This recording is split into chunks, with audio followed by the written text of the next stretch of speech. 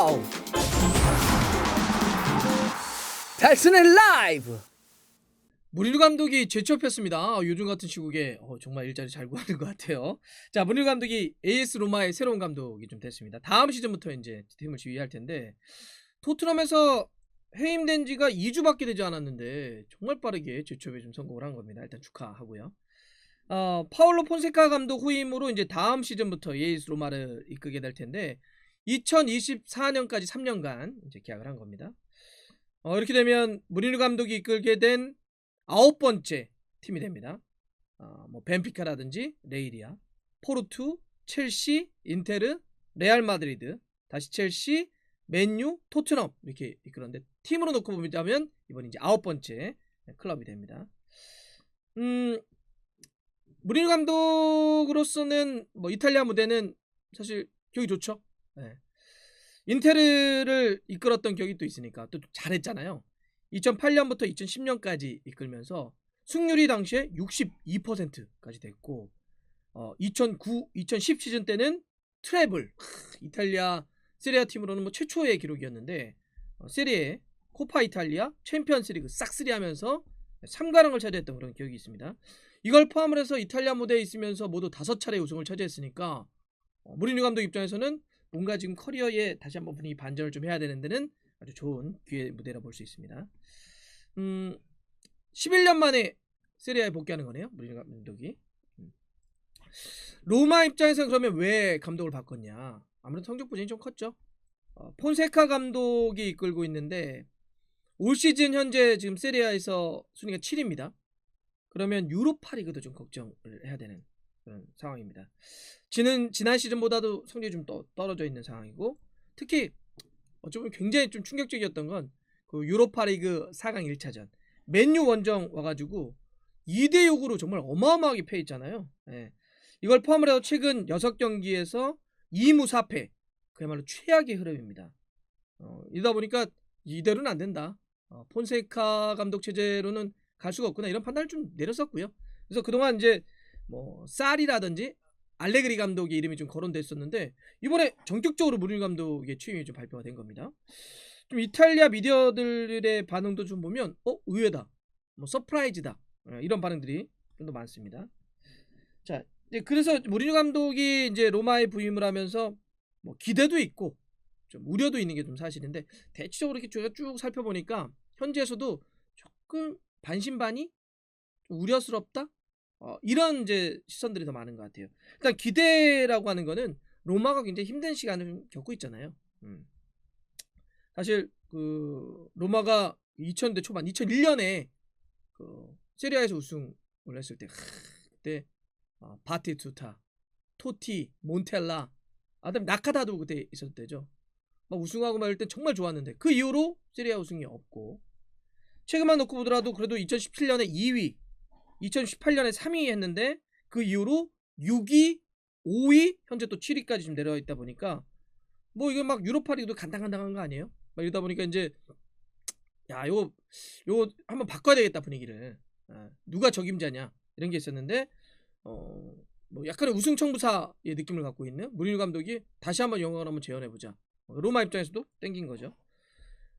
무리뉴 감독이 이제 25번의 우승 트로피를 들어올렸으니까 포르투갈 때부터 놓고 보면 정말 많은 우승 트로피를 들어올렸죠. 바로 이런 것들 또 이탈리아 세리아에서 인테르에 대한 기억이 워낙 좋다 보니까 로마 입장에서도 오케이 데려옵시다. 우리 옛날의 영광을 한번 재현해봅시다. 이렇게 갔던 거죠. 근데 이제 그래도 옛날의 무리뉴는 아닌데 뭐 이런 거 요즘은 아니지 않나요? 요즘은 성적을 못 냈잖아요. 토트넘 때 무관이었고 스타일도 약간 좀 구린데 좀 올드한데 너무 옛날인데 이런 얘기 좀 많이 나오고 있죠. 제가 지금 BBC에서 정리한 무리뉴 감독의 주요 타이틀 팀하고 어떤 뭐 우승이라든지 결과 한번 표 한번 보여드릴게요. 한번 보시면 어때요? 확실히 커리어 초반에는 막 그 우승도 많고 그랬는데 점점 갈수록 우승이 좀 줄어드는 걸 알 수가 있고 우승을 한 대회도 놓고 보면 약간 대회 어떤 퀄이 좀 떨어지는 것도 좀 알 수가 있죠. 그러다가 이제 결국 토트넘에서는 무관 이제 한 건데 옛날에는 뭐 무리뉴 감독이 좋았을지 모르겠지만 요즘은 아니지 않아요? 예. 인테르 그때 한참 잘 나갈 때하고 지금 완전 다른 것 같은데 스타일도 이제는 좀 지나간 물이 돼버린 것 같은데 이게 맞나요? 이제 이런 우려들이 있는 거죠. 예. 그러니까 또 무리뉴 감독 입장도 그런 게 있는 것 같아요. 요즘 무리뉴 감독은 맞는 팀을 보면 이제 다 유로파리그급 팀들을 맞네요. 챔피언스리그에 출전하는 팀은 맞지 못하고 있는 것 같아요. 네, 확실히 조금 이제 시대가 지나나 이런 것도 있고 또 하나 이제 뭐 우려 이런 것도 있습니다. 이런 결과나 성적에 대한 것도 있지만 이거 그러면 또 로마 이제 다음 시즌부터 이끌 텐데 에딘 제코 이런 장신 스트라이커 딱 박아놓고 전부 다 수비 해가지고 또 카운터 빵빵 때리는 거 아닙니까? 롱볼 때리는 거 아닙니까? 이런 축구 또 봐야 됩니까? 뭐 이런 것도 있는 것 같아요. 물론 지금 에딘 제코는 뭐 계약이 거의 이제 마무리 단계로 가고 있어서 어떻게 될지 모르겠지만 여하튼 현재만 놓고 보자면 또 이런 축구도 하는 거 아닙니까? 그러니까 사실 이런 거는 로마 팬들 입장에서는 할 만하죠. 사실 에이스 로마 같은 경우는 뭐 이탈리아 팀들이 전체적으로 그러긴 하지만 전술적으로 굉장히 뛰어난 팀이죠. 로마는 우리가 스파레티 감독 체제 때 기억하잖아요. 토티를 중심으로 해서 우리가 이제 요즘은 아주 일반화된 어떤 펄스 나인 같은 것들을 전술적으로 굉장히 잘 썼던 팀이기 때문에 이런 거 기억을 갖고 있는데 또 이 지루한 축구, 수비 축구, 재미없는 축구, 옛날 축구 이런 거 봐야 됩니까? 이런 우려도 좀 있는 것 같고 또 하나 이제 이런 것도 있는 것 같아요. 선수들이 약간 윽박 지르는 스타일이잖아요. 그럼 이제 막 2선에 있는 뭐 이번에 저건 있습니다. 맨유나 첼시 때 같이 이끌었던 선수들이 여기 있어요. 무리 감독이 있을 때 예를 들어서 수비 쪽에 뭐 스몰링도 있고 그다음에 뭐 약간 공격 2선에 미키타리안, 뭐 페드로 다 맨유나 첼시 때 이끌었던 선수들이죠. 근데 예를 들면 뭐 또 뭐 미키타리안이나 아니면 굉장한 재능인데 21살의 만으로 지금 큰 부상을 당해서 재활을 하고 있는 자니올로 같은 선수들 있잖아요. 정말 이렇게 기대가 많이 되는 선수인데 이런 선수들에게 또 알리 얘기했던 것처럼 게으르다. 윽박 질러가지고 또 특히나 자니올로 같은 경우는 굉장히 기대가 큰 선수인데 무리뉴 감독이 나이 어린 선수를 이렇게 쭉 성장시켜서 이게 잘 안 되잖아요. 그냥 기존의 선수 돈 딱 주고 데려가지고 쓰는 건 몰라도 어린 선수를 이렇게 쭉 성장시켜서 하는 건 잘 안 돼요. 그럼 자니올로 같은 선수 또 소레이지 막 이렇게 하면서 또 기죽여가지고 또 하는 거 아니냐 뭐 이런 얘기도 있고 또 한편으로는 그런 얘기도 하더라고요. 무리뉴 감독이 라멜라 데려가면 안 되나요? 토트넘 팬들 중심으로는 라멜라가 로마에 있다가 토트넘으로 왔잖아요. 이번에 가는 김에 라멜라도 좀 데려가는 게 라멜라가 그래도 수비에는 되게 진심 아닙니까? 수비는 되게 헌신이 있기 때문에 수비 열심히 하시려면 라멜라 어떻습니까? 뭐 이런 얘기도 좀 하고 있는 것 같습니다. 토트넘 입장에서는 뜻밖의 이득이에요. 네. 원래 이제 감독을 계약 기간이 남아 있는데 자르게 되면 계약 기간 동안 지불해야 되는 연봉을 규칙 사유가 예를 들어서 만약에 뭐 감독이 제가 스스로 나갈게요. 아니면 제가 요새 뭐 건강이 안 좋아서 제가 더 이상 못 하겠습니다. 그래서 규칙 사유가 감독에게 있으면 자녀 연봉을 지불하지 않아도 되지만 만약에 뭐 성적이라든지 여러 가지 이유 때문에 자른 거면 회사나 구단에서 그러면 자녀 연봉을 지급하게 되어 있어요.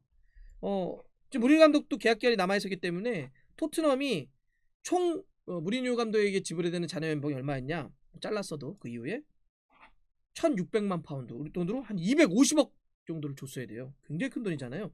요새 다 팀들 어려운데 이게 한 18개월 정도의 월급이었다고 해요.